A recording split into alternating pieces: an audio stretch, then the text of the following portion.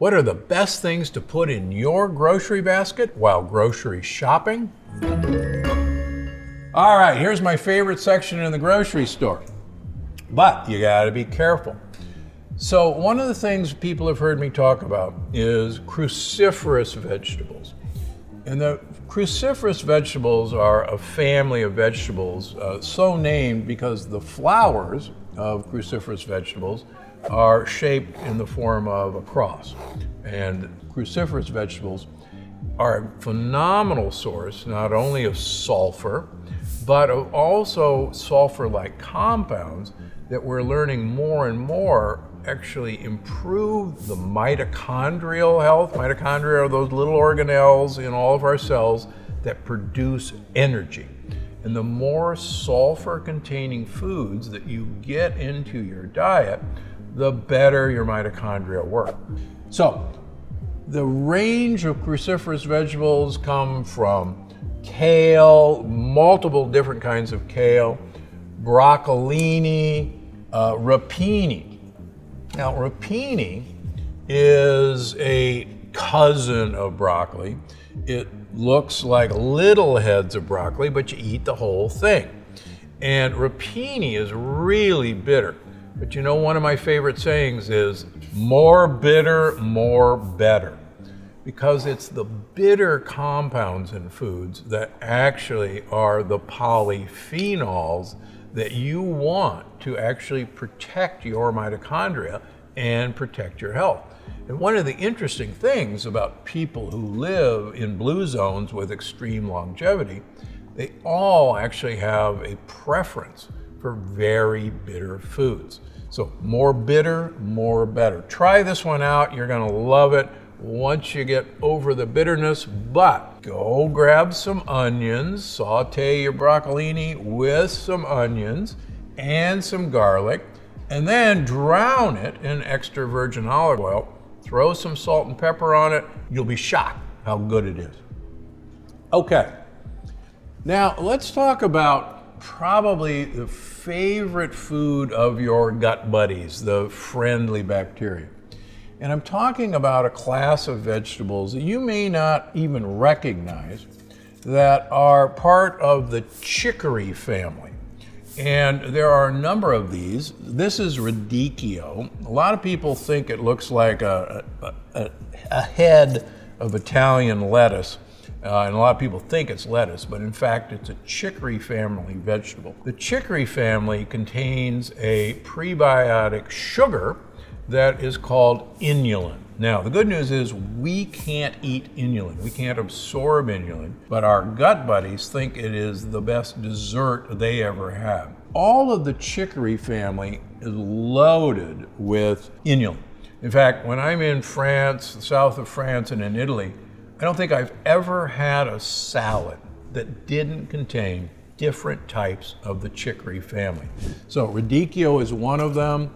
Right next door is a cousin called Treviso.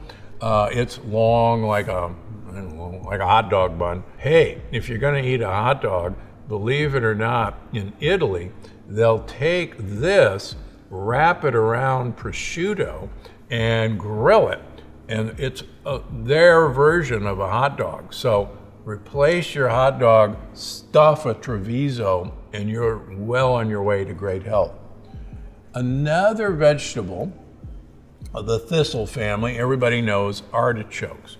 Artichokes also have huge amounts of inulin in them and prebiotic fiber. Now, a lot of people are intimidated about cooking an artichoke, but it's actually really easy. You put a couple of inches of salted water in a pot, turn it on, boil it for about 30 minutes, drain it, and then you just start peeling off the leaves. And pour yourself some olive oil, get it. But at the bottom of each leaf, this is the fleshy part, and that's actually where the goodness is. And there's not much there. It takes you a long time to eat an artichoke. But you bite it off with your tooth. You don't chew the leaf. I watched somebody at a restaurant one time try to eat an artichoke by eating the leaves, and It was so comical, I finally had to intervene and stop them because they just kept chewing. The benefit of the artichoke is the heart of the artichoke, once you get all these leaves off, is solid food for your gut buddies. So if you can find artichoke hearts, and oftentimes you can get them in the frozen section of the supermarket, get them, thaw them out, stir fry them, cook them in olive oil, sprinkle them on your salads. Artichoke hearts are the easy way to eat artichokes, but don't be intimidated because worth the trouble.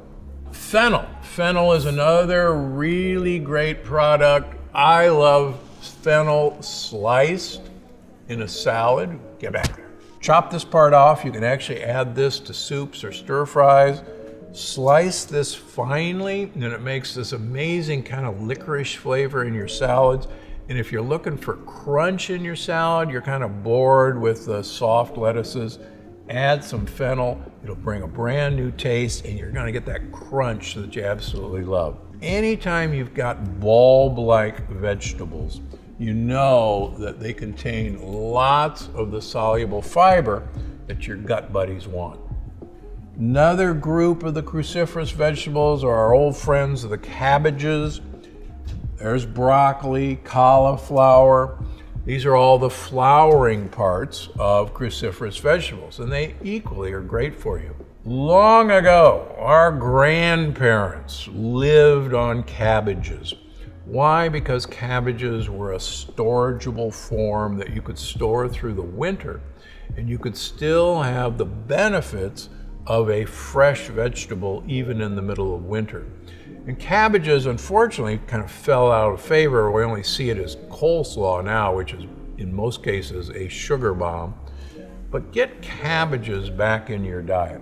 You can add them to salads, you can cook them, you can shred them. It's an easy way to get another cruciferous vegetable into your armamentarium.